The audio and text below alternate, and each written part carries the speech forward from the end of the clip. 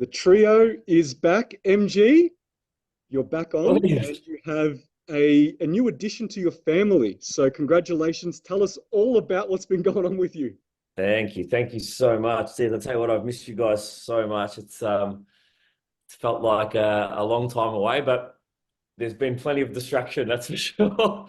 I remember, there was one night um, I was sitting up, it was probably like, 2 a.m. or something, which I think you guys would have been in Bali at like 10 p.m. I think you guys were out for dinner, and I couldn't get the beautiful Talia Lily to fall asleep, but I was just watching everyone's stories, just trying to, get in on it and feel like I was there and part of it at the retreat. But it's been the most incredible thing. Yeah, we welcomed Talia Lily into the world on the 24th of February, which was, yeah, she'll be, can you believe it, guys? She'll be 4 weeks on Saturday.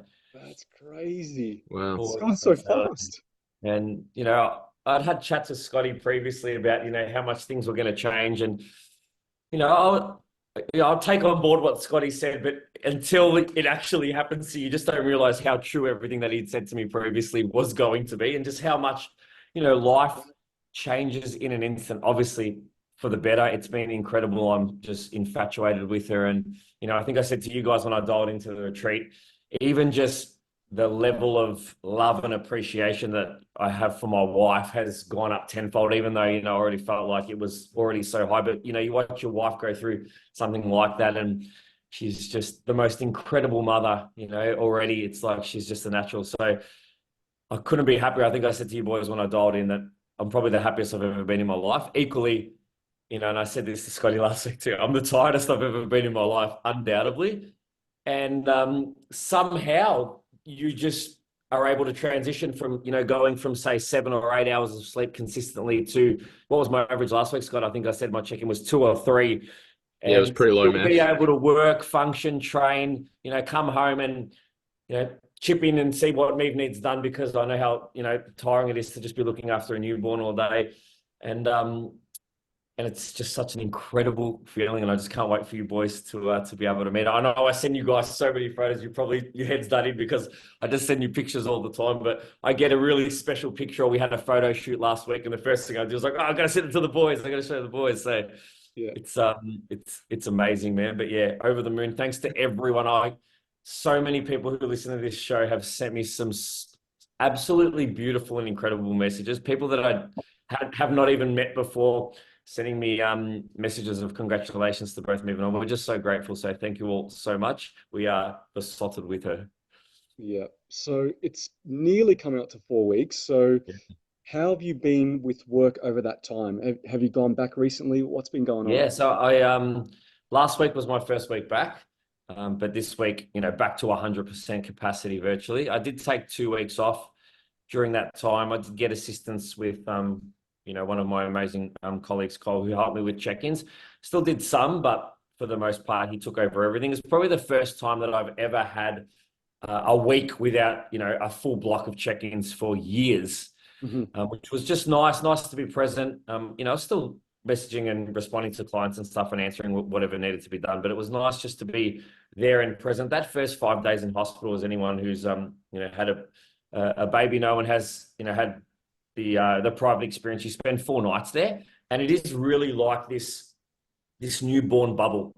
You live in one room. Well, we went through a couple of different rooms, but you've got midwives there who are incredible, absolutely amazing. The nurses and midwives are amazing. They're there to support you. All your food is brought for you.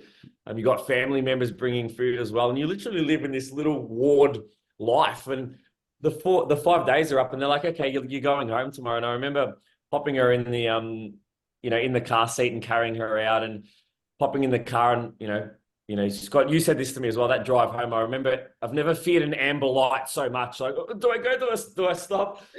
That amber light was so scary. And I remember getting home and getting her out, undoing the car seat with her in it for the first time, unclipping her, walking her in. She was asleep, popping her down in the lounge room, looking my wife in the eye and being like, what do we do now?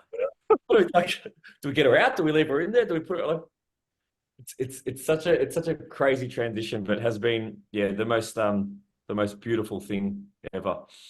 That's absolutely amazing. I haven't had a Awesome, chance bro. to come over and meet her, but I can't wait. I cannot wait. Yeah, absolutely, man. Can't wait for you guys to come over and have a little cuddle as well. She's so Definitely. squishy, so tiny. She was born at 3.5 kilos, and has already, what are we, 3.5 weeks? She's 4.2. She was 4.2 yesterday. So plenty of good milk. She's growing at a good rate. She's up about 5 centimeters as well since birth. So she's on a good trajectory to for a good early bulk already. That's awesome, man. I Yeah. wonder if she's going to be tall like you because you're so incredibly tall. But even Maeve is a good height Yeah, too. well, she was born at 49 and a half and she's already 55. So I'm not Wow. sure how that stacks up in terms of, um, you know, what that's going to correlate to as she grows. But I know at the moment she's about the 75th percentile for height. Okay. Hmm. So, There you go. Exciting. yeah. And Very exciting. it's crazy, man. You go from like, doing what, is normal when you don't have a child to the next day one, you've already changed 12 nappies in 10 hours. And I remember thinking to myself, yeah, how am I going to settle into that? Am I going to be fine to change nappies? Am I going to be fine to hold her? All these things. And within one day, you've done it so many times that all that stress is just gone. Gone And you away. just, right, you're in it. Yeah. That's so I know I kind of asked you this when I first spoke to you, but what were some of the instant life-changing thoughts that you had when you had the birth of your daughter? For sure, man. So many things, man. Like a lot of the things that I was stressing about pre her being born, not in relation to her, just in relation to life in general, like work stresses, people that you're in contact with that maybe things haven't been great with, that you devote time to, just all goes out the window. And you just want to, I said to you, I just wanted to level up straight away. I wanted to like get back to work. I wanted to be better than I've ever been before. I wanted to spend more time with me. I wanted to spend more time with her. I wanted to just try and be better in everything that I did. And that came over me instantaneously. And, the little things that I was stressing about or consuming me a little bit prior to that became almost irrelevant instantly. And I was like, you know what, that's not going to take away from time with my daughter. And I'm only going to focus on things that are important to me, that are positive in my life, that are influencing my life for the better, and are ultimately going to make her life better as well. And that's what I want to devote my attention to. And if it doesn't fit within that, I'm not going to stress about it anymore. And do you think you've already kind of made those changes with what you do? Undoubtedly, man. Yeah. That's And awesome. I can already see just how much better things I'm doing, already in this sort of 9 to 10 days back. I feel like I'm doing more than I was doing before with a better attitude. I'm willing to push a little bit further and be a little bit more tighter, maybe do a little bit more work, because the greater good is just so much greater now, Mhm. because there's something to go home to eventually give it to and give the benefit of it too. So I feel like I feel like I'm in this scary place of almost a bit fearless, man, at the moment. It's awesome. That's so good, Yeah. man. Yeah, that's Mm. amazing. So I just want to keep running with it. And, from a, training and lifestyle perspective, Scott put some good plans in prior to her being born, where we changed, training, and we've gone back to a 4 day, which has been absolutely perfect, because I'm now going in for those 4 days so desperate to get after it. Mhm. I know it's only one day different to where I was training it before, but my motivation levels are up. That time in the gym for me now is really special, because, when I get home, I know I'll potentially have to rock her, have to change a nappy, have to give me a bit of a break. Maybe there's some housework to do. So that hour and a half I have in the gym is more special than it used to be before as well. Mhm. Um, so just so many pluses. But I also feel like I said to myself that I want to have a really good attitude towards all the changes that are coming, and just try and be present and, enjoy the good times and the difficult times too, enjoy the challenges, because those challenges will also change and won't be there. And, she's only going to be a newborn for 8 weeks, and, all the waking up in the middle of the night and all the things that are new, I'm just trying to take on as a positive. And for the most part, me and I are really enjoying every bit of it. Yeah. So literally now she just eating and sleeping. That's and shitting, obviously.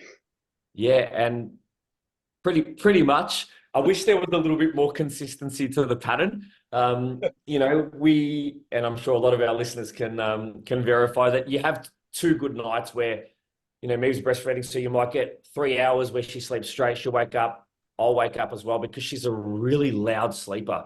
There's been multiple nights, she's in her bassinet and sounds like her breathing's off. She's like, I'll jump up. I'll be like, oh my God, is she okay? And she's literally still asleep. I'm like, how is that still baby making so much noise? And I'm so sensitive to it that we've actually had to move the bassinet to Meve's side of the bed. But, we'll have 2 nights. We'll have 3 hours, wake up, feed, change nappy, another 2.5. That's a great night. We'll do that 2 nights in a row. And it's like, man, we've got this. Parenting's easy.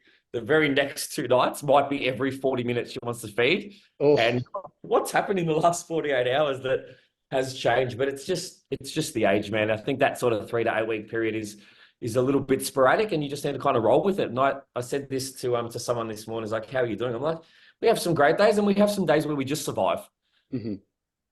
Yeah. So I update me. Were you still trying to chip off some weight during this time? Are you hungry? No, Scotty and I pulled the pin on that pretty much the day or two before she was born. We went from, I think we started about 95 or 94 and ended up down about 87.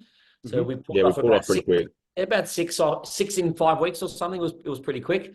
Composition, we were happy with it and we just went back to maintenance, and since then we've just had a couple of bumps up and weight's pretty much still staying the same. So okay, nice. Yeah, because I'd be wondering, like, how'd you be going on that kind of sleep and then being in a deficit too? No, definitely. Scott pulled that up, which was a great move. I think if that was the case, I'd really be struggling. I think because nutrition and energy availability at the moment is more than adequate, I'm fine. And yes, sleep's a little bit less, but I'm not having to battle with a deficit as well. And the fact, I mentioned training from 5 days to 4 days has definitely helped me as well there. So I feel like maybe I feel a little bit better than I should for if I looked at my stats in my own check-in, I'm like, oh, that sleep's poor. Steps are still really, really high, but I feel pretty good. Okay, that's awesome. That's amazing. So the baby happened. It overshadowed another announcement and exciting news that happened. Yeah, it all happened. It was that week, wasn't it? It was all that week, bro. Yeah. We announced, so obviously the baby came on that Saturday night or Saturday. Yeah, and I think you announced it the Friday. Yeah, we made that public announcement it was on the Monday on the Friday we released it, so it was the day before. Yeah, the Friday. It was the day before, yeah. Yeah, so we obviously jumped on the potty with Stu and we talked about the announcement a little bit and gave everyone the information, and we've been really, really happy with the amount of feedback and support we've gotten. It's been absolutely amazing, and obviously we were always working very hard before we made it public, but now it's kind of gone to that little bit of a next level. And Scotty and I also had that retreat too, so we've been super busy. But I wanted to know a little bit about your thoughts and feedback on the announcement. Obviously, we've had a bit of a chat, but I haven't really spoken to you. We haven't had a proper chat. Yeah. This is literally a live recorded catch up that we're having us 3 boys together. Just an insight into us just having a catch up. We've literally had no discussions prior to any of this. It is. And you know what? I probably got as many messages about Talia's birth as I did about the announcement of you guys and NBA, which is awesome. And everything was super, super positive. Obviously, I'm over the moon for you, for the sport. And it's been 3.5, 4 weeks, and already the proof is in the pudding. If you have a look at what's been coming out, I just saw the website update post, which looks phenomenal. And just the announcement of the shows, the reels that you guys have been putting out. It's just level up after level up. And, the real winners is everybody that loves bodybuilding in Australia. That's who the winners are going to be. Yeah. And I think it's an amazing thing. And I think anyone who is is passionate about our sport and just wants to see the sport do well should have nothing but admiration for the announcement and the decision, because I know that you guys are just going to absolutely level this sport up to a new level. And I think the partnership is very fitting. I can see that you guys are working amazing together. And, I hope to be able to support you in any way I can as well, because, I love the sport just as much as you guys. But I'm just so proud of you both. No one deserves it more. And I know you would have put a lot into making this happen. And I know how, having been in the chair, how much goes into it, but seeing the level of detail that you guys are already putting in terms of show organization, the workshops that you guys have, the Indonesia, the Bali stuff as well, website development, categories, Um, it's pretty damn special. So congratulations, you deserve it, and the sport's better off for having you two at the top of it. Thanks, bro. And like, Thanks, obviously, bro. we've been super busy with your little life change, but you've been really, really supportive. If we've asked Awesome. any help, you've been giving it to us. Like, we appreciate you so much. We're obviously brothers all the way through until the end, Sure, everything that we do for together. sure. And, we've all been helping each other out. So we really, really appreciate it. Yeah. I feel like it was great to catch up with Scotty at the retreat because I feel like I've been on the ground getting all the positive feedback because I'm physically seeing people at workshops, talking to people. So I've been really trying to relay as much as I possibly can to Scotty because Yeah. I go to workshops, I see people, I see coaches coming up, congratulating us, saying how great it is. We get other posing coaches saying the same thing, and other people that are attending the workshop. So I've been trying to really relay it as much as I possibly can to Scotty. Um, Yeah. but I know all of us, we're waiting for him to come back, and we're just counting the days. But Oh man, I mean, I've seen his family more than him, so like I'm Yeah. desperate to catch up with him. And man, one of the things like I was saying today is like, imagine you look at a federation like the one that you guys are now directors of. Imagine having at the helm organizing these events for athletes, two of Australia's top coaches with maybe the most pro natural athletes that there is.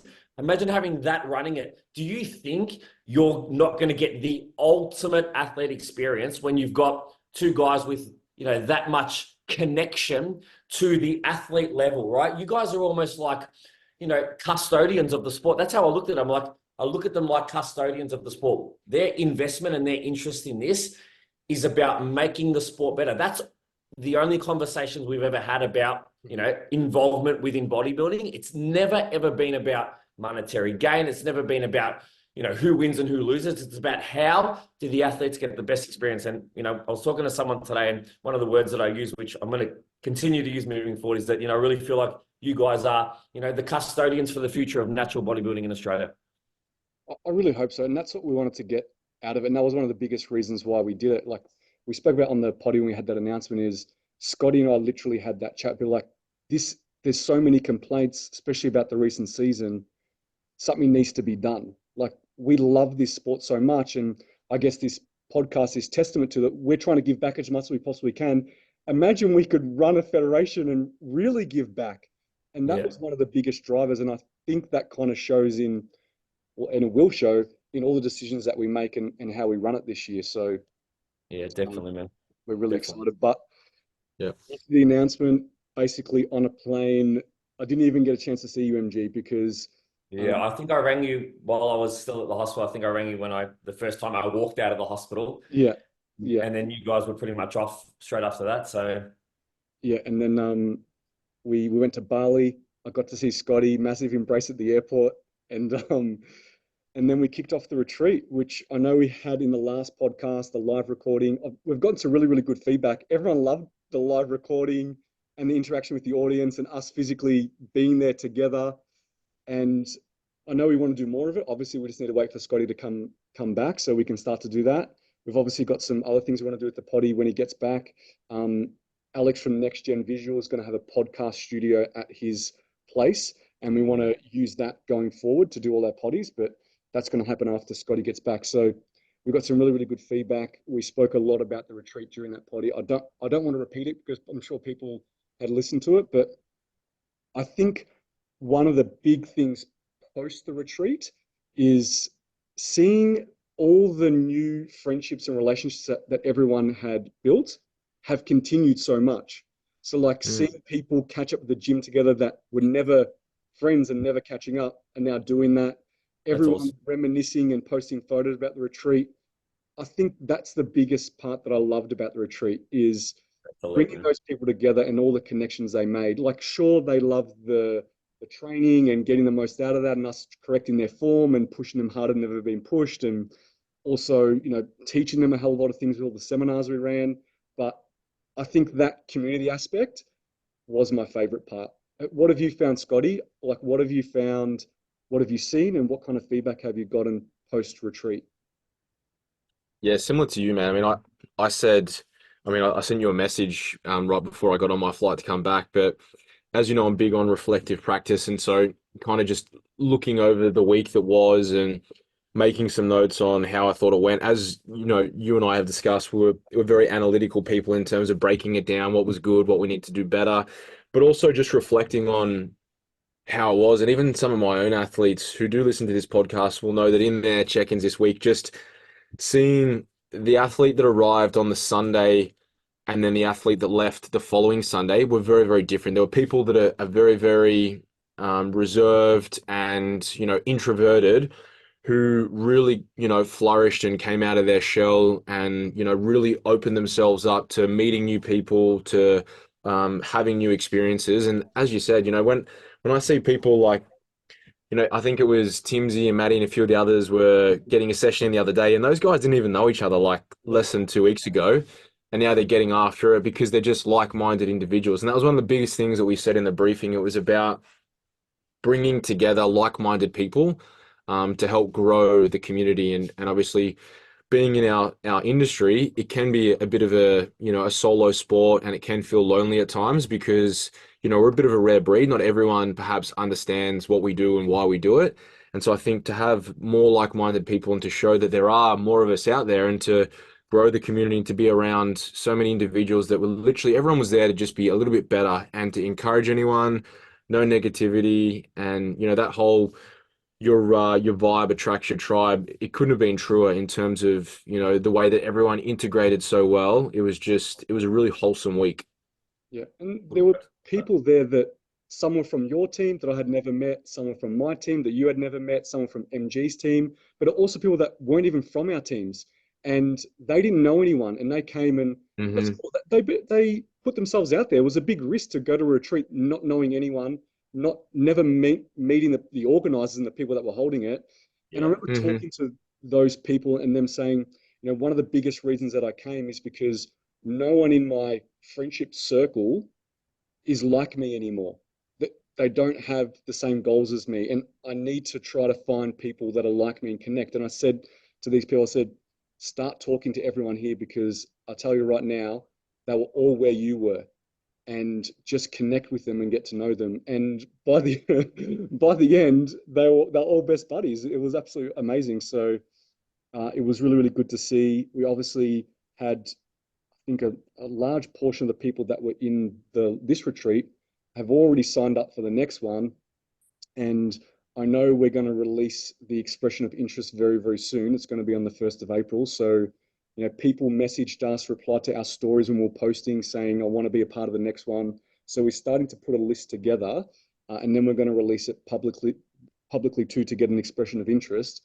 But one thing that we're going to do is because we're going to have MG. Hopefully, there's no other babies coming, Not scientifically possible to have another baby by that time. So I think we're in the clear for Yeah. this one. so we can have a bit of a bigger group for the next one. So I think we had 17 or 18 for our last one. We're looking at getting around about that 24, 25 to kind of make it, if we call it 8 people per coach or per person, per us three, is probably where we want to sit from a comfortable level to make sure we still have really, really good quality and attention to detail for everyone. So we're excited. We're going to run that one, which is going to go off the back of the NBA Bali show, because obviously we're going to be there because we're the part owners of the Fed, and also we're probably going to have athletes and teams going there too. So we're going to run it off the back. It's going to be the Monday straight after the show, so it's the 28th of October, and then we're still going to run it in March again. So we're going to run October, March for now. Is going to be the 2 a year. Don't know if we're going to fit in a third one somewhere, but definitely it's going to be October and March. So we're going to start to put out the expression of interest for that and fill those spots pretty quickly, I'm assuming. So looking forward to it. Uh, then post retreat. So obviously, Scotty, you flew back. Hmm. Actually, do we want to talk about after the retreat? You and I kind of stayed on to have a, let's call it a holiday or a relaxation a little bit. We went out for dinner where you were staying. You celebrated your birthday. Yeah, do you I want to did. It fill was a very everybody in on special that? night. There was a lot of birthdays on that trip, man. Oh man, Kiki was on a vengeance. She was just going hunting. Who could she get? That was so funny. So if anyone doesn't know my partner Kiki, she likes to play a little bit of prank whenever we go out for dinners in groups, whatever that may be. She likes to secretly tell the waitress that it's someone's birthday when it's really not. So then they get super embarrassed when the staff comes out and sings them a happy birthday and have to blow out the candles. So that happened to me on the last night of the retreat at You the beach. actually, you look like you loved it. You put your hand up. You're like, yeah. Well, see, the thing is I've been in this situation before, and the saxophone guy comes out, he starts singing me happy birthday. Everyone surrounds me. I'm like, it's happening. I just need to go with it. It's just fucking Yeah, happening. just go for it. Like Just commit go with it. 100%. Yeah. That But was sick. we ended up getting Scotty when we went out for dinner on the Sunday night. Yeah, the Sunday night, and that was epic. They all come out, the waiters and the waitresses, and it That's was like a mariachi band. They had the guitar going and they're singing. It was, we got you good, bro. We got you real good. You got me real good. But there was like an entourage of people, all the tables like crowded around. The worst part was because I was like, MT and I were gonna go and get some steaks. And so I was like, we're gonna go, and you're like, just wait, bro. We'll let it sit for a bit more. You're happy to wait? And I'm like, yeah, all right. And then I could hear like a bit of a guitar and some music. And I could see Kiki just like with this big grin, she smiled at me, and I'm like, oh, I reckon she's got MT again. And then they're coming closer, and then MT's looking at me, and he's smiling too. And I'm like, fucking hell, it must not be him because he seems pretty happy with himself. And then I look around, I'm like, oh fuck, it's me. And everyone just enclosed me, and all of a sudden there's cameras everywhere, and there's a guy with a guitar. And it was, yeah, there was just a sea of people, and like MT, you just have to go with it. It was very funny. But just like you, or just like me, you copped a lot of birthday messages and a lot of DMs, didn't you? Oh man, I was getting emails, I was getting DMs saying happy birthday, coach. I'm so sorry, I didn't realize. Even like some of my mates, like, I'm so sorry, I didn't like people over here in the UK, I didn't realize it was your birthday. Happy birthday. And I'm like, oh my God. It was good. Oh, It it's was a good good one. fun.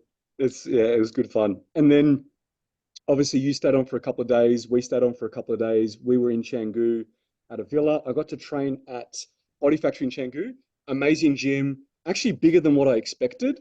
They have all Watson and Nautilus equipment. There's a lot of They got it. good pieces. It was, yeah, it was an epic gym, and they've got like a recovery center, plunge pools. Every place is like a resort. It's like you walk in and then there's greenery and then there's swimming pools and this it's crazy. So Mm. that was really really good. And then come the last day or the second last day, everyone got Bali belly but me. So I we had a day of sightseeing. We went to Monkey Temple, which was awesome. I thought it was going to be just a place where a bunch of monkeys were roaming around, and it wasn't. But it was literally like a zoo where you walked around, and it was really nice. And there's obviously monkeys everywhere, which is pretty cool. We did that. We went out for a lunch, which was at a popular tourist place. The food was absolutely amazing. And then after that, we went to the coffee plantation where you could try all different types of coffee. One of the coffee comes from cat poo, so that was interesting. Did But you like that? It tastes gross, doesn't it? But some of the teas and the other coffees are nice, like the yeah, ginseng. man, I recommend it. They let you trial, I think it's more like maybe 10 to 12 different types of You get coffees. like a little tray of all of these Right, yeah, coffees and teas. yeah, they were really, really good. And then that night we went out for dinner, and some of the people were feeling a little bit off. So they went back to the villa a little bit early, and then I think it started for them. They were vomiting and it's coming out from all areas. And then basically everyone went to sleep. I woke up in the morning and I walk out into the living room and Ryan's laying on the couch, half dead with an IV drip in his arm. I'm like, what's going on? He's like, oh yeah, I've been up all night vomiting and diarrhea. I was like, oh my God, what about everyone else? Yeah, Amy and Alex, they're in their room. They've both got IV drips. I go in there, they're laying on the bed, IV drips. I'm like, oh my God, okay, I better check on Kiki, and she was no good. I was like, okay, nurse, she's next. And then I checked on Charlotte. She was. I was like, okay, she's next. And the nurse was like, why aren't you sick? I was like, I don't know. I feel all right. We Oh, all fucking ate the Michael same Tremoli, thing. bro. It's not like I ate anything different. And then when I told you, Scotty, you're like, it's because you were the only one out of that group that was in the retreat the week before, and you had travel land religiously every day, and it just coated my stomach to protect me from any kind of food poisoning, Whatever that E. coli bacteria, what it whatever would that have may been. be. Yeah. And I ultimately think that's what saved me. So, lesson learned, travel land. I even think like doing a peak week before you go and travel and do like a travel land load before you go, right? To coat your stomach before you go to Bali or Thailand, whatever that may Well, they be. do recommend you have it prior to build up that lining. And Well, it I mean, proves no one was going to get sick at the retreat because no. obviously everything was controlled. But I think having that regular dosage daily and then going out and perhaps eating some different foods, it's just a nice little safety blanket. And none of the other guys were even taking it, were they? No, so Like I the know only Alex and Amy weren't. Alex and Amy, out of that villa group that was with us for that second week, only Amy and Alex were with us, and Scotty Fitz, but I don't think they were taking it religiously like I was. No, So no. um, And did Kiki take it when she got there? she started taking it when she got there at the end of the retreat, but I think it was not enough time for it to kick in. Yeah, Yeah. yeah. But she Yeah. wasn't as sick as them, but she's still sick. So I think lesson learned, guys. Like if you guys are traveling, travel land, go to Chemist Warehouse, go stock up on it, and start having it a week out before you travel. And obviously have it while you're there too, because it honestly saved me. I was right as rain, good as gold, no dramas at all. Yeah, it was good. Little shameless plug for Traveland. There it is there on the screen, travel land. Yeah, yeah, it's good stuff. Um, and then came back. Another lesson learned for everyone. Just a really quick story. Someone, when we landed in Melbourne, someone picked up Kiki's bag from the carousel and took it accidentally. An older guy. So we landed at like 1:30 a.m. Oh, We were fuck. waiting at the carousel. Bag never came. They said it actually scanned in at the carousel like 20 minutes ago. We went running out. I ran up and down the pickup area. Couldn't find her bag. Luckily, she did a report. She went home. Within about 40 minutes, someone called her because she had a bag tag on with her name and number and said, I'm sorry, I picked up your bag. And she was able to get it off him the next morning. So, another lesson learned for all travelers, have a bag tag with your name and number because I don't. And I thought to myself, if I lost my bag or someone took it, I would have been absolutely stuffed. So she was saved for the fact that she had a bag tag with her details. So another lesson learned for anyone traveling. You Uh, should get a so with Virgin Bro, when you get to gold, they give you like a it's like a tag thing that goes on your bag and it has your name and it has your frequent flyer number, etc. and details. And yeah, so for that reason, if your bag went missing, they could just ring the airline and say, "Hey, I've got this person's bag." yeah. So I actually believe I got one of those. I got it sent in the mail when I became gold. So yeah, give whack it a that on use. your bags, bro. I will definitely be whacking that on my bag for sure. So, a Hmm. couple of lessons learned in the retreat, not in the retreat, Definitely. post Bali, was travel land and put tags on your bags for sure. For sure. Yep. And then I landed that day, later in the day, in the afternoon, I had a wedding. And then the next day, I went to Adelaide for the workshop for NBA, which was awesome. I got to meet Emma Bowman, who's IFBB Pro, also absolutely amazing posing coach in Adelaide. She came to support. She's super keen to support NBA. I got to meet GlamFit, and again, she's a big supporter and a sponsor of NBA. And also got to meet Monica, who is the hair Okay. tone makeup for Adelaide. She does ICN and also us NBA, and got to meet all those people, and they're super excited for a bit of a change in Adelaide and for a new Fed to come in and start to grow. So they were really supportive of us too, which was absolutely amazing. And then that's it, man. Back into the swing of things, check-ins, life goes on, and we're all good. But you got Absolutely. back. Is family now with you, Scotty? No, so they're on the plane now. They flew out. So what is it there? It's 9:30. So they flew out about 4 o'clock today. Their flight left. So they arrive tomorrow morning. They get in about 6:30. So I'll pick them up from Heathrow tomorrow morning. So I'll head up to training pretty soon, and then yeah, to tomorrow morning I'll pick them up super early. So looking forward to For sure. to seeing them. Yeah, 7 weeks is a long time. Wow, that's crazy. It's gonna be How awesome, Yeah, long are man. they it's staying for? man, I can't wait. What's that? How long are they staying for? They'll be here till well, hopefully till the end. If for whatever reason the kids are like, no, they've just had enough, then Jen might bring them back a month earlier. But I think that they'll stay because even now the weather's getting better here. It's like 14 and 15 degrees, bit more sun, less raining. So I think they're coming over here for the European sort of summer. So and we'll hopefully do some little getaways to like maybe get over to Italy and Greece here and there when the schedule permits. So I think things like that and just being able to be outdoors a bit more and not being freezing cold, I think they'll be good. So I think they'll probably stay till the end till we leave, which will be either mid-June or end of June, early July, depending on how the team goes, whether we make the final or not. So Amazing. it'll And go I think quick, you man. mentioned that maybe you are going to do a little bit of a stopover in Bali on the way home to Yes. break So the our zip. return flight is back via Bali. So it's just good because it helps break up the jet lag a little bit, just because there's a bit of a time difference between then and Melbourne. Cool. And my kids are just like me; they love Bali, love being in the sun, and so I think just to because I haven't really had a holiday. I mean, we got those last 2 days before we went back from the retreat, but even then, it was pouring rain all day Monday, and I literally didn't leave the room, just doing check-ins all day. And then Tuesday was a day of sort of just chill out. So I think it'll be nice to just have a bit of R&R, and then touch on a few things. There'll be a few meetings to tick off because obviously we've got the show in October. So just fine tuning some of those bits and pieces. And then, yeah, we'll be back. So I don't know when that'll be. That again, that flight is booked for end of June, but it's a flex fare. So if we need to move it earlier, we can. And then we'll be back. But anywhere between late June and early July, we'll be back, man. And Awesome. it'll be straight into like Melbourne winter. I know. I know.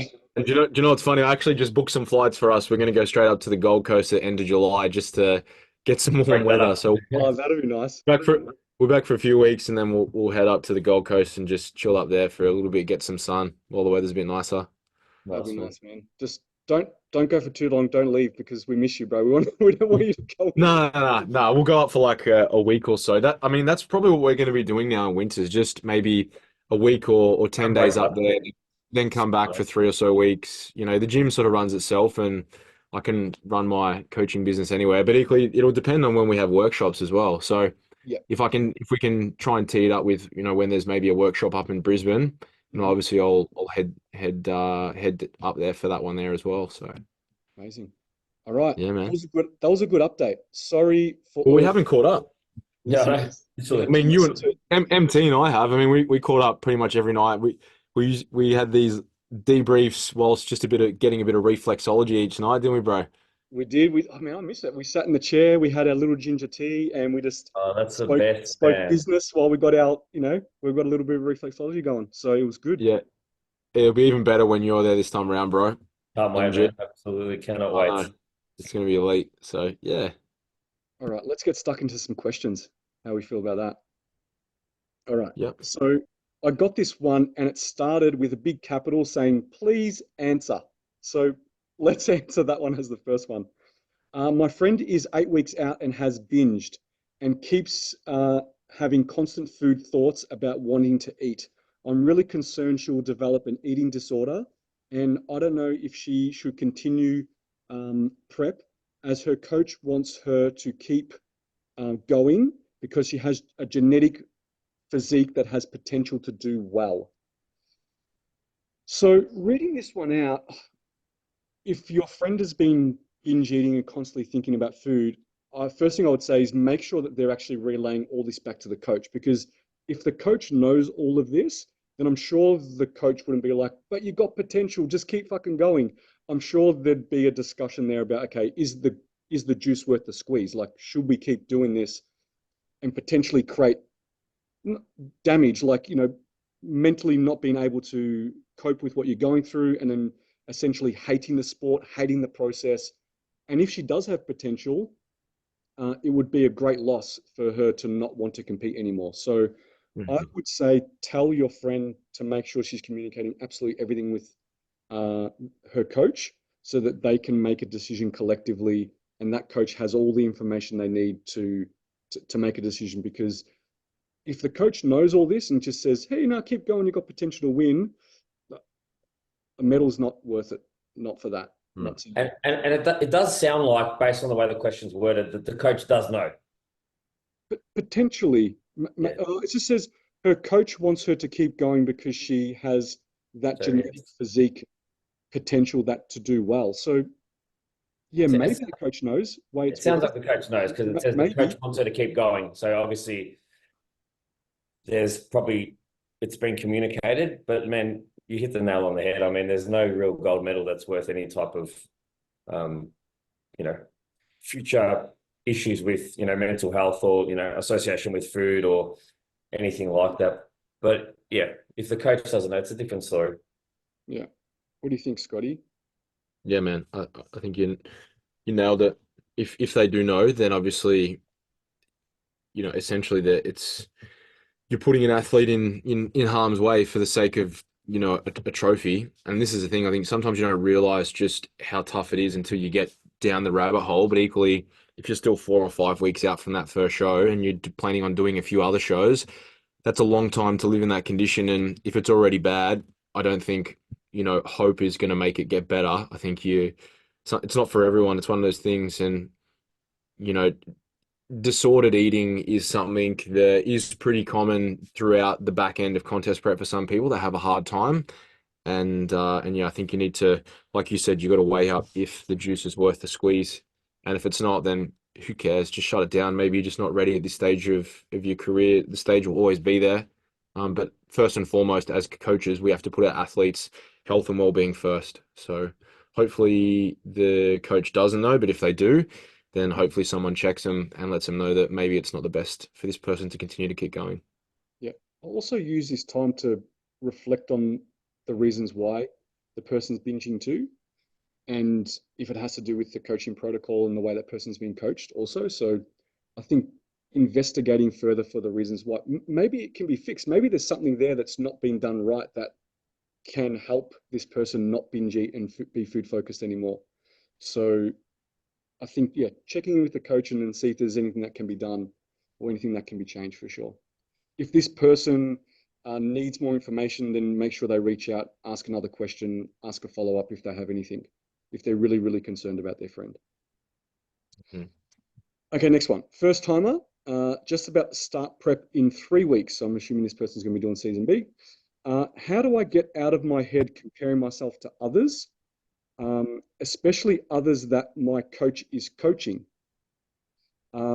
Looking at their bulk bods and thinking I don't have the same muscle compared to them. So maybe MG, I know you always like about talking about comparing yourself to others and things like that, but also even comparing yourself to people within your own team, which can definitely happen. I've had it in my team Oh man, too. you know what? It's probably one of the things that happens more so than not, but just doesn't get talked about. It's like Mhm. it's really easy to have people say that they compare themselves, but how many times would they be comparing themselves to the girls that they're catching up with regularly? They're probably posing with, Mhm. because you're probably seeing them more.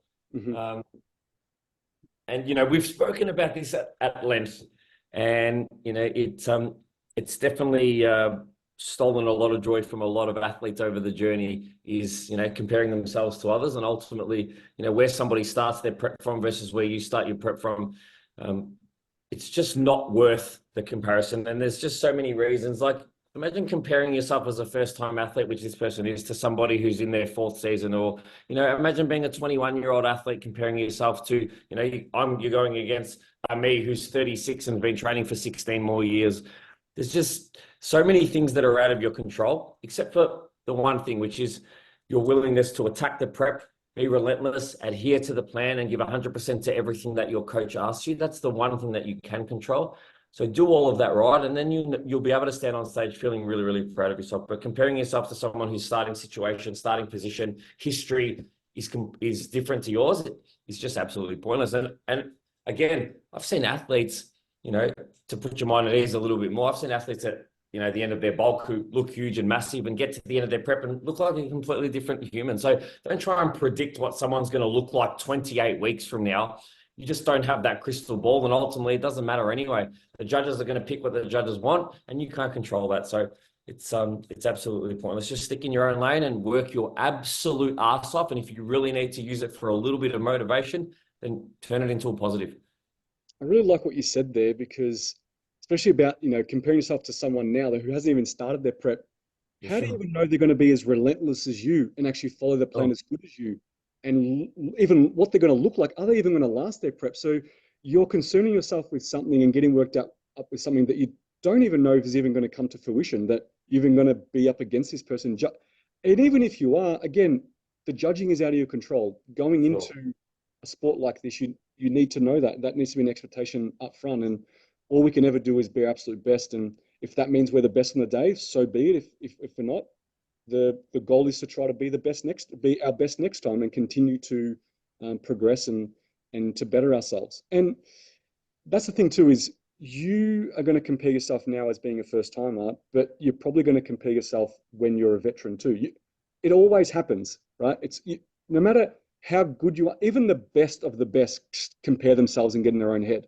So it's something that maybe you're worrying about that really you can't control and maybe will never go away. There's always going to be an element of comparison and mind games that you go through, but as long as you trust your coach, you trust the process, and you do your absolute best, that's all you can ever ask of yourself. What do you think, Yeah. Scotty? I just want to say one more thing. I always talk about the fact as well, guys, that you're entering into a sport that's judged on comparisons. Mm-hmm. So at some point, there's also a part where it's like, hey, I need to kind of accept and get comfortable that I'm competing and going to be compared with others, and that's okay too. Yeah. What do you think, Scotty? Yeah, I think everything you guys said is spot on. I think in this sport, as you said, focusing on the variables that are at your control they should be the main drivers. You have no control over whether 4 or 5 people on a judging panel deem you to be the best physique on stage. But as you said, MG, if you can ensure that you did everything, you left no stone unturned, you were relentless in your pursuit to be better, you did everything that was asked of you, then you can hang your head high. And essentially, that first season, that's just page one. You should never compare, your page one to someone else's 300. So is your first season going to end up with a pro card and all of these accolades? Probably not. It's very, very rare. Sometimes there's a few freaks out there that are able to do that. But equally, the goal is then this is my foundation, and then let's see what this looks like in 2 or 3 years. And that is what bodybuilding is all about. It's about progression over time. It's not, well, at least for me, it is anyway. It's not about winning trophies and winning accolades. And yeah, those are nice, and it's nice to have pro cards, but essentially the actual, like the underpinnings of the sport are just chasing progress, just trying to be a little bit better than you were the day prior. And hopefully, if you do that over time, those deposits, tend to compound and it correlates with an improved physique. And that is essentially what the sport is about. Whereas I think over the years, it's become, especially with social media, glorified with it's about followers and likes and, you know, holding your trophy. And like even sometimes you'll see people who've just, achieved the ultimate. And the first thing they want to do is quickly get their phone out and then post about it, as opposed to, like, I remember the first time, being fortunate enough to win a pro card or a pro show. It's just actually sitting down and reflecting and being present in that moment. It's just, no different to like when you have a baby, bro. Like some people, unfortunately, lots of parents will just want to get their phones out straight away. Whereas just taking that initial time to just be present in that moment, because it's so rare and it's so special. And no, whether you don't place or whether you don't win a title or a medal, whatever it means, but just enjoying that time that you're on stage and then reflecting afterwards, thinking back to look at all of the work that I did from start to finish. And my body is a reflection of the effort that I've put in.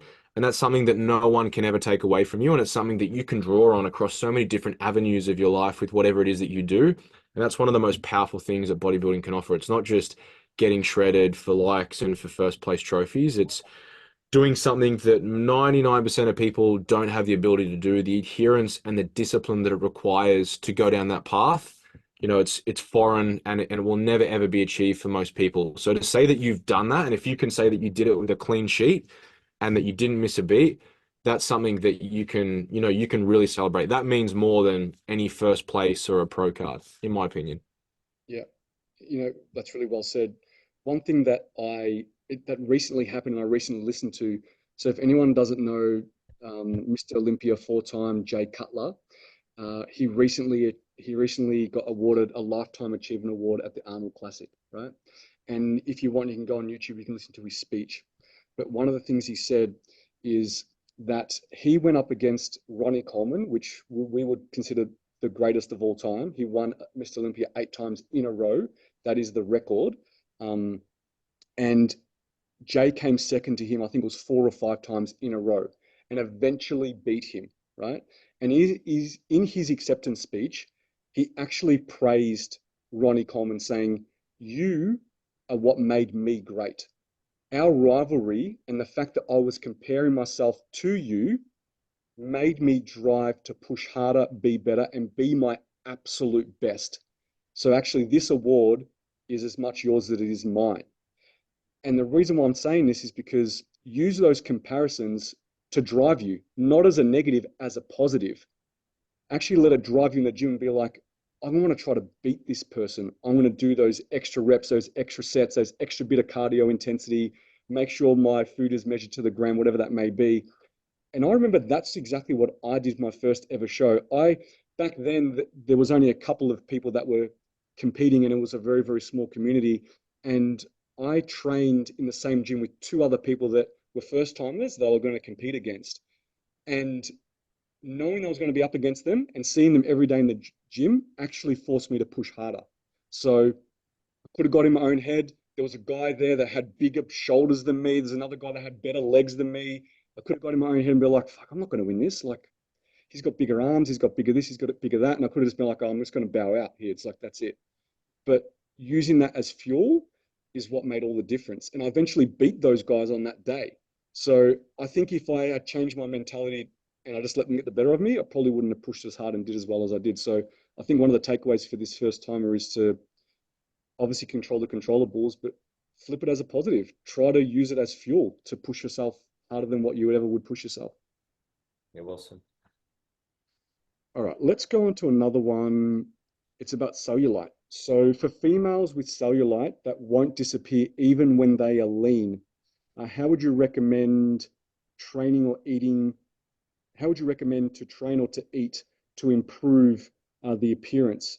Does this go against female competitors when they're being judged? So maybe Scotty, you want to touch a little bit about cellulite, how the body stores body fat to look like that, whether it can ever go away. Can we get rid of it eventually? What are your thoughts on that? Unfortunately, we can't choose where we lose or gain body composition, just like we can't choose where we lose or gain muscle. And there's definitely going to be a genetic component to it. There's some people that can eat a certain type diet and just don't store body composition. You know, some of the main sites for females are obviously, you know, the back of the legs, even the quads, you know, maybe the glutes. Sometimes if you're overweight, it can even be, you know, the triceps. So they're usually some of the higher sites for adiposity, but I think it's just going to be dependent on the individual. There are some people that have cellulite and then they lose a whole heap of body composition, and it will attenuate a lot of it, but equally depends like how long have you had cellulite for? Is it something that's just there's a genetic component to it? And some people definitely have that where maybe their mum and their mum's mum and so on and so on.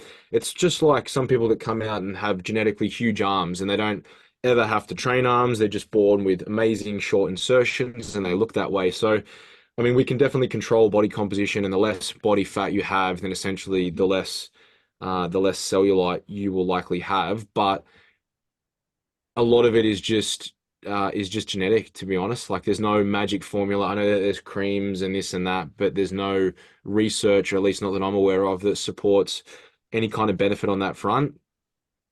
Building more muscle tissue and reducing body composition is going to be the best way to be able to do that. But even then, sometimes as we get older, you know, it is normal to develop cellulite. It's just part and parcel of being a human. Again, it's more common in obviously in females and as they get older. But for the most part, I think that if you look after yourself, you eat a good balanced diet, you hydrate well, and that you stay within a healthy body composition bandwidth, then you'll usually be okay. And you may have some cellulite when you're at the top end of your, you know, your fluffy season or your off season, but then most of that may go away as you trend down into lower body composition levels. But there's nothing that we can do to just purely eliminate it full stop. There's no magic pill, there's no magic creams. It's just, I guess, looking to try and be as healthy as possible and understanding that sometimes there's going to be a genetic component. It's like some people that lose their hair earlier or that get gray hairs before other people do. Our genetics play a big part in that. So cellulite is essentially body fat, right? And it's stored in a certain way that makes it look like that, and we call it cellulite. That's right. So Mhm. if you were to get lean, try to lose as much body fat as possible, eventually the cellulite will go away, right? Because you're essentially just removing the body fat. So you can get rid of cellulite. It just means that getting Unless there's lots of loose skin and there's perhaps not a lot of muscle tissue pushing on the skin, because that's the other thing as well. It's like sometimes people can get lean, but if they don't have the tissue underneath to push against the skin to show the detail, then it's not going to look as though if you've got someone that's got really thick, dense muscle tissue, then when they get super lean, obviously the muscle appears very differently than someone who doesn't have a lot of lean mass. Yeah, I'm really glad you touched on that point because, you know, we can lose all the body fat and we can still have it present slightly there because we don't have the muscle to push against the skin to make it nice and tight. So the ultimate goal over time will be to change your composition in that area, right? Where we we grow the muscle, and when we get lean and we remove the body fat, we get more muscle mass there, we've got more shape there, we push against the skin and makes it nice and smooth, and we get the look that's desired, which is, you know, not the presence of any cellulite. So I would say for this Hmm. person, um, get lean for your show. Hopefully it's done and dusted and it's gone, and you've got the muscle mass underneath to push against the skin to make the correct shape and texture that it needs to be. But if you get lean and it's still presented there, then it's more of a long-term approach where you just need to build more muscle mass over time and get lean and go through that process so that eventually it's not present anymore and the skin looks the way it should when you do go on stage. Now, from a judging perspective, MG, maybe do you want to touch on the judging component? Yeah. So I think the other thing to note is if it's your first comp, just know that even if you do have a little bit, when you tan up, you know, that'll help a little bit as well. And Yeah, then with your masks it. yeah, with your posing coach, potentially you may be able to manipulate a certain pose with a position of a foot, or you know, the way that you rotate to maybe make it look less obvious again. But ultimately, you know, if it's you know a tough lineup, and you know, again, it's also going to depend on who shows up on the day. But you know, if you're in a lineup of, say, it's a 45 plus category, a 50 plus category, a 40 plus category, and there's 5 athletes and 4 have it, then it's not going to look out of place, and it's probably not going to make as much impact on the final decision. But you know, if it's an open, and you know, it may make a difference to the overall result, and that's just the way it is, and that's the sport. But ultimately, you know, I think that there's a lot of things that you can do in your posing to be able to strategically not shoulder as much as you can. I'll give you an example. If there's a pose that you and your coach may say is not your best pose, but there's an alternate to that pose that looks better in that position. So for example, a quarter turn, you might do your quarter turn that doesn't reveal your best and then have a little transition out of it. You know, let's say you're in a side pose. If you're a guy, for example, you might lift up and do a side crunch because that might look a little bit better. So there's little things that you can do to get in and out of poses quickly to show a different side. But again, there's been athletes that have won categories, you know, in their age divisions that have had cellulite and still done very, very well. So don't let it dishearten you. Get as lean as you can, and just know that, you know, on the day, tan will mask quite a bit of it too. Awesome. I want to touch on 2 more questions. We'll make them really, really quick, and they're a little bit left field. So let's just cover them off, and then we'll end it there. One of them is about shaving body hair for men. So tips on shaving, coming onto a show, how to avoid like razor bumps. Do you use an electric razor, a regular razor? How do you go about it? Do you use shaving? Do you use like hair removal creams, things like that? So maybe Scotty, you want to give us a little bit of a rundown on how you do your process? I think it depends on the person firstly. Like, so naturally, I'm not someone who's overly hairy. I don't have a lot of body hair, but uh, I don't. If I'm ever gonna use a shave, I mean, I'm lucky my wife's a hairdresser, so she has like these the razors that you would use normally if you go to say a barber and they do the back of your neck. So I normally get Jen to do that on you know, I don't have a lot of chest hair, I don't really have any back hair, so she'll normally do that, and then equally we'll do my legs with it as well, and then that will usually be about a week or so out, but I won't just leave that. So maybe when I'm 12 weeks out, I'll get off whatever the winter layer that you have is, which is not normally a lot for me anyway. I'm fortunate. But then as we get closer, about a week out, and then I'll just exfoliate really, really well. That's a big important piece because if you are using a razor and you're going against the follicle, then obviously the risk of that maybe getting blocked and potentially getting a pimple or a rash is heightened. So that's really important. And then after you've exfoliated for the first sort of 2 days, then just making sure that you moisturize really well because the tan will usually draw out a lot of the moisture from your skin. And so it's important to make sure that your skin's nice and hydrated. And again, I think if you're someone that looks after your skin anyway. You should be moisturizing most days anyway, or maybe it's just me that does that. But I think they're the main ones. Otherwise, you can get waxed. I tried that for my first show, but I fucking hated it. Like having your underarms waxed, and it's yeah, a lot of respect for all the females that get waxed all the time, or that maybe do laser. Then there's guys I know that do laser as well, Mhm. which is something that you could do if you want permanent removal. But I think not leaving it all to the last minute, and if you are kind of just touching up and shaving down, say every sort of 6 to 8 weeks throughout the prep, your skin will be a lot more acclimated to that as well. So the likelihood of you flaring up in a rash is lower.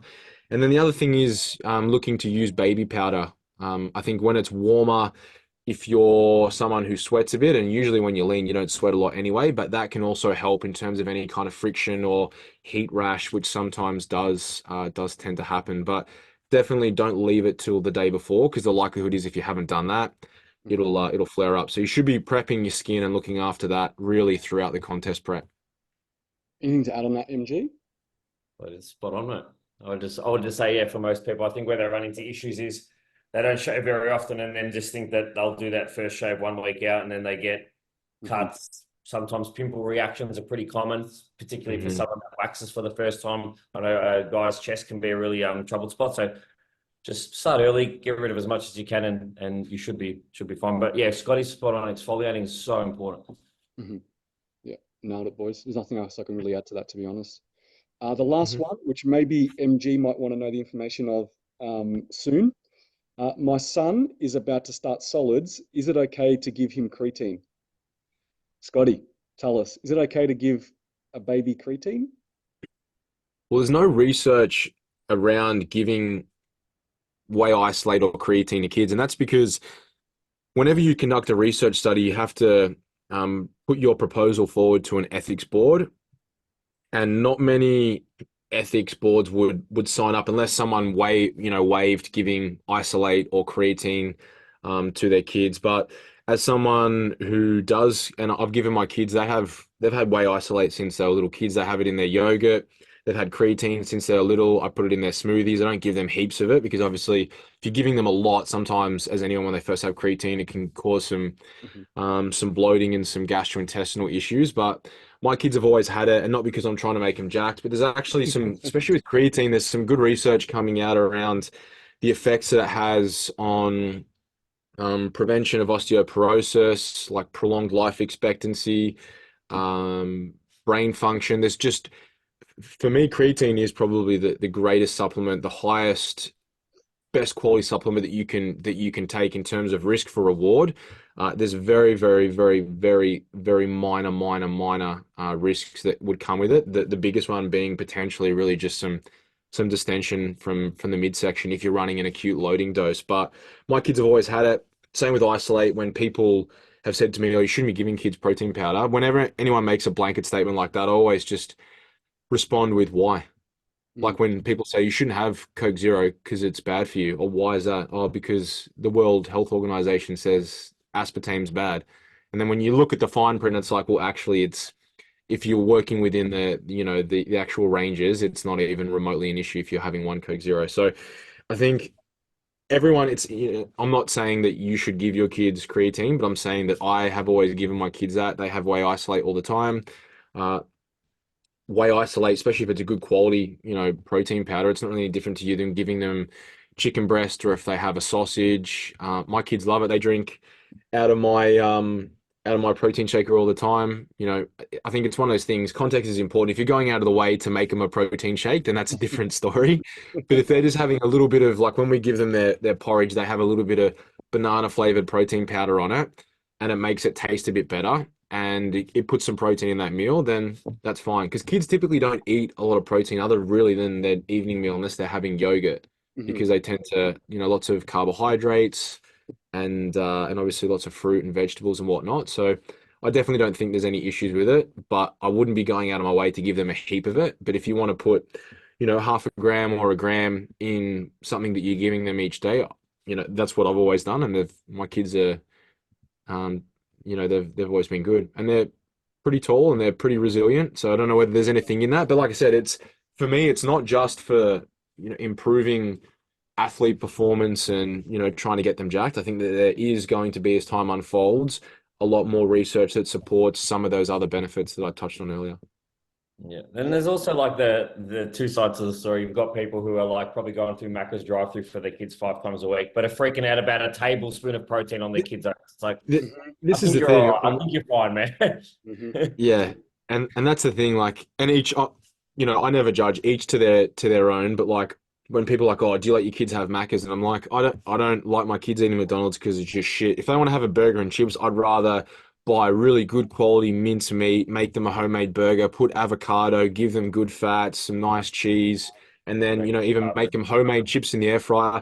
And my kids would much prefer that than eating just junk for the sake of eating it, because it's people think because of the sport that we're in that it has to maybe do with, you know, managing body composition. But for me, it's like you think about our little people, we're just trying to help their little bodies function optimally and giving them good quality nutrients versus shit. Like, what would you, you know, what would you Yes. prefer? Yeah. Yeah. So I think common sense. Yeah. Definitely. Yeah, I'll say All that. right. Let's leave it there, boys. It was good Yeah. to have everyone back. It was good to have a Cheers, little mate. bit of a live recorded update that everyone got to listen to. But I'm keen to keep these rolling every single week and have all three of us on board. Definitely, man. Awesome. Sounds good, boys. See you Well, guys. Take care, everyone everyone. take care. Thanks for listening. We'll chat soon. See you guys. Catch you in the next one.